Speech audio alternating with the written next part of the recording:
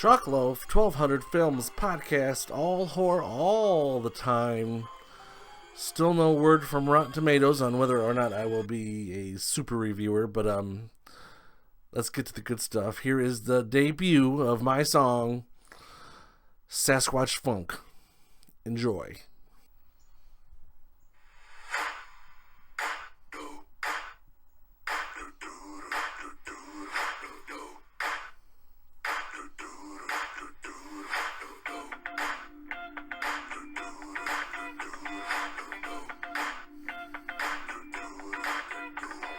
They live in ice cold like a brown fur, that's what I'm told. One whiff and you'll hurl, you will hurl. They'll rip you to pieces. Patterson, Gimlin, found him in Bluff Creek City. Chuck's out there poking around, trying to find the grass man or the Yeti. Sasquatch. Trying to find Momo or the wild man. Sasquatch. Or in Pendeck in China land. Sasquatch. Riggaroo, Bigfoot, or 8-man Sasquatch. This ain't no Easter Bunny. Bigfoot says whip-a-hoo-wah. Bigfoot says whip-a-hoo-wah. Bigfoot says whip-a-hoo-wah. Cause Sasquatch Funk gonna smell to ya. Cause Sasquatch Funk gonna smell to ya. Cause Sasquatch Funk gonna smell to ya. Then at night they roam a lot. Chuck believes the Sasquatch.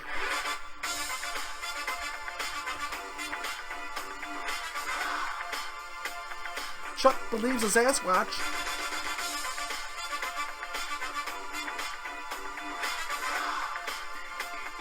Chuck believes a Sasquatch.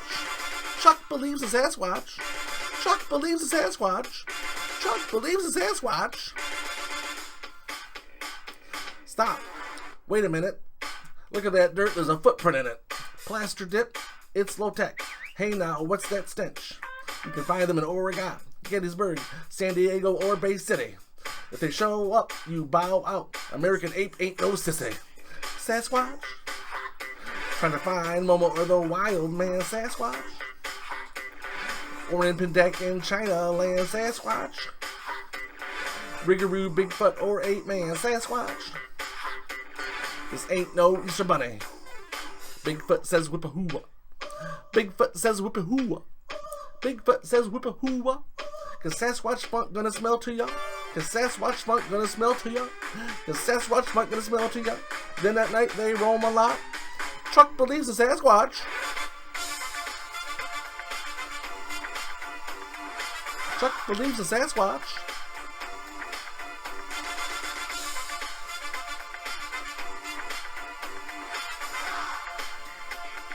Chuck believes the Sasquatch. Chuck believes the Sasquatch. Chuck believes the Sasquatch. Chuck believes the Sasquatch. Oh, oh, oh, oh. Before we leave, let me tell y'all something.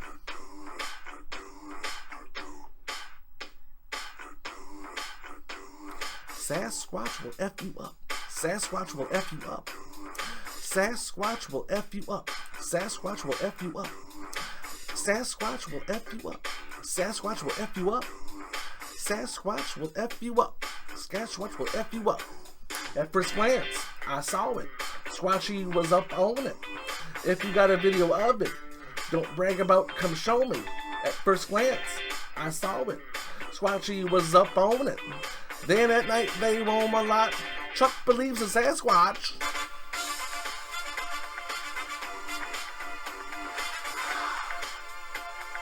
Chuck believes a Sasquatch.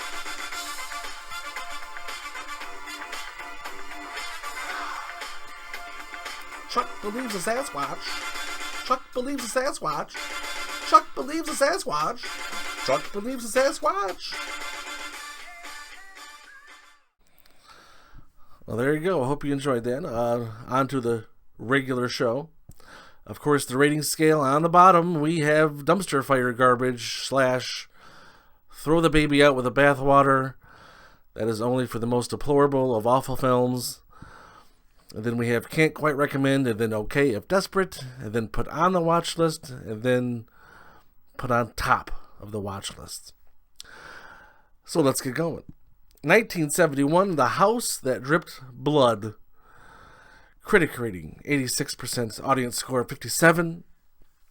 This is another one of the many Peter Cushing, Christopher Lee films that were put out in the 70s and 60s. This one was an anthology movie. It was very good. For a movie with the title Blood in it, there is no blood. None. It's all implied violence and mostly just spooky atmosphere. It's basically this detective is trying to figure out what's going on in this house with all these people dying. So this owner of the house is explaining to him the stories, and that's how it gets to, yeah.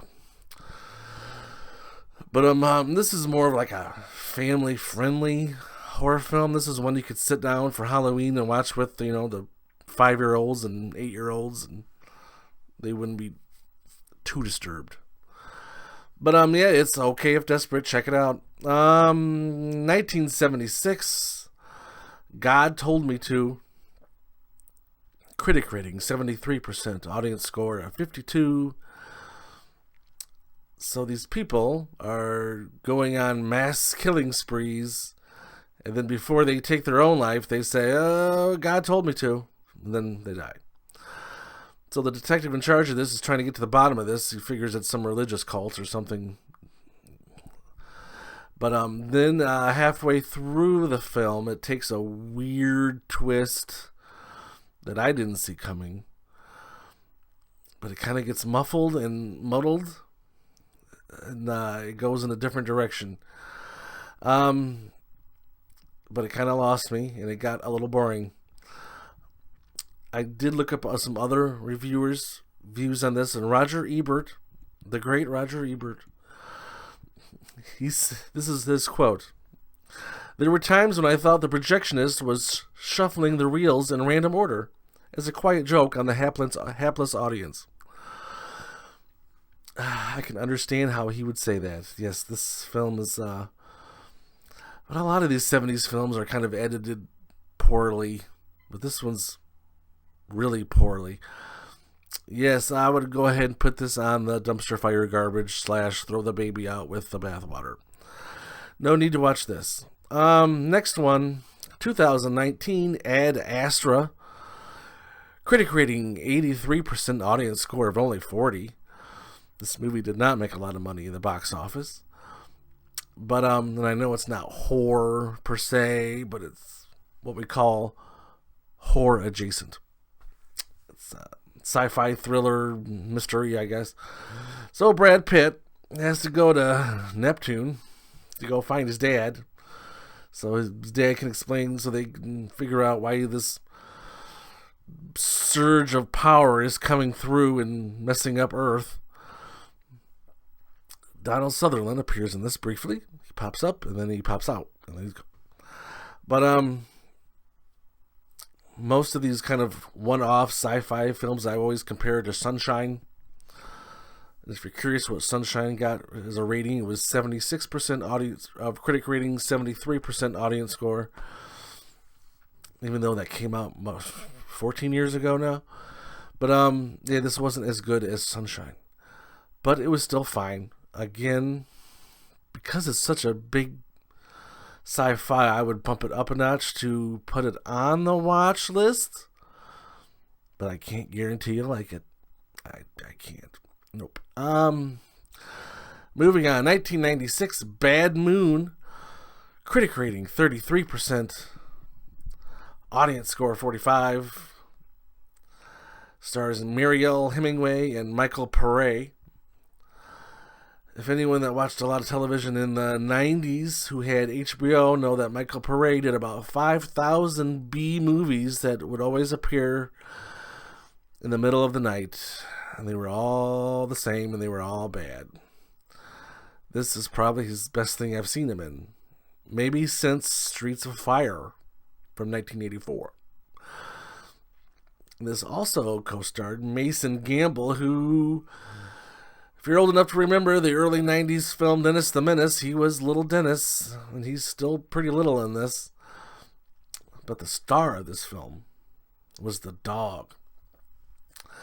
The Mariel Hemingway and the Mason Gamble character, they were my mother and son, and Michael Pare was the brother. of Mariel Hemingway. And little Mason Gamble had a big giant German Shepherd named Thor, who's this dog has apparently done several films, and far and away the best part of this film was this damn dog, who deserved headlining credits for this role. Didn't get it because the animals never do. But it's a werewolf movie. Michael Pare in the jungles of whatever, when he was in war with whomever, had interaction with a werewolf and got bit, and now he's a werewolf, and now he's back home in the States. And he's trying to control it by handcuffing himself to a tree at night while he lives in a trailer next to his sisters. Well, eventually, Mariel Hemingway and the dog figure it out. Like, what the heck? What are you doing here? And it goes from there. Yeah, not a bad little film. Okay if desperate. I got through it. Next film, Grand Isle, from late 2019. Critic rating of 0. Audience score of 54. I cannot believe it got a 0. This wasn't that bad. It was not great though. Nicolas Cage is this old beat up drunk who's wealthy and has a wife who doesn't appear to love him anymore. And Nicolas Cage hires this dude off the street to fix his fence. There are things with the timeline of this film that did not quite add up, but anyway. So he hires this guy, and of course the wife is middle-aged and horny, wants to do the dirty with this repair guy. So then there's a hurricane coming through. So the repair guy's kind of stuck there at the house because he can't go anywhere because his truck won't start, and there's a hurricane. So then of course that makes him for awkward situations. This film, it is a horror film, but it takes a few too many twists and turns. It could have been simplified a little better, and it would have been better. It wouldn't have gotten a 0, but it did the twist and turn thing too many times. So what would I put it? Can't quite recommend. But it's not garbage. Gosh, still can't believe it got a 0. 2008. Alien Raiders, critic rating 100%, audience score of 34, difference of 66. Whew. A lot of people on the lists I've seen, this was a very underrated, overlooked horror film, so I said, hells yeah, I'll check that out. It does have a good cast. Carlos Bernard, who played Tony Almeida in the hit series 24. And Matthew St. Patrick, who was on the HBO series 6 Feet Under, which was really great. And Rockman Dunbar, who played C-Note on Prison Break. They were all in this. But this film tried really hard to be another The Thing from 1985 or 84 with Kurt Russell. It has been remade. Well, that was actually a remake of an older film, and then it was remade again about 20 years later. This film tries really hard to be that, and it's not. And it's a little too extreme, I thought, and how they try to figure out who's who and what's what, and it kind of lost me. So I'm more with the 34% with the audience here. I would say go ahead and skip this. Can't quite recommend. Fortunate. Oh boy. Next one from 2020. Blumhouse's Fantasy Island. Critic rating 8%. Audience score of 48%. This film was almost had it. I don't know what it was. I don't know if it was the casting of Michael Pena as the lead villain. I think they could have got someone a little more devious, someone a little more believable as a bad guy. He's like 5 feet tall, and he comes across, he's done a lot of good TV work, and I am a fan of his work. But this was just a bad miscasting, and I think it hurt the film. This film also could have been sped up a little bit in parts, and other than it didn't miss. It was close. It was like when you go to the driving range and you just nick the ball and it only goes like 6 feet. That's what this film was. There was a big swing, and you just nicked the ball.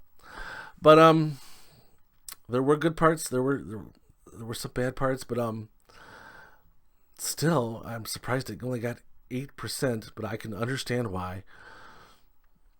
I don't know if I need to do I need to explain this? Yeah, these people are going to the island and pay buku bucks to have their fantasy lived out, and they get more than their bargain for because there's other people on the island that want similar fantasies, and sometimes it overlaps and it's not quite what they thought, and yada yada yada. But I would go ahead and put this under the okay if desperate. I'm pretty confident in that review. But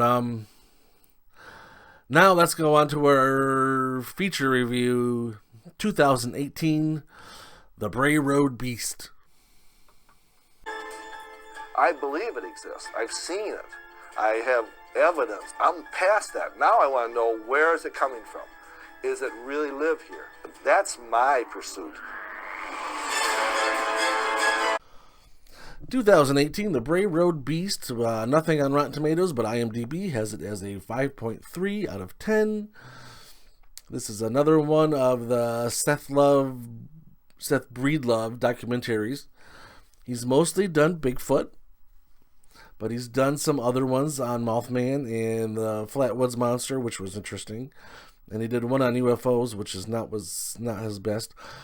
But now he tackles the Bray Road Beast, which is the Wolfman. And I think it's appropriate that we do something that related as on the debut of my Sasquatch song. But the Wolfman, this was about the beginning of the Wolfman sightings, which, if you don't know, a upright walking canine with a face of a German Shepherd would appear upright and walk on its back legs and have legs of a wolf and or dog. But yes, walk on its legs, but it could jump down and run on all fours. But it's huge. It's not a little wolf. It's big. Most people have seen it. It stands between 6 and 7 feet tall when it's upright on its legs. And this is about the beginning of those. The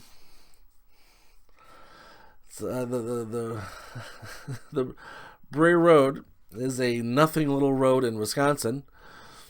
Unless you live on that road, you really have no business being on that road.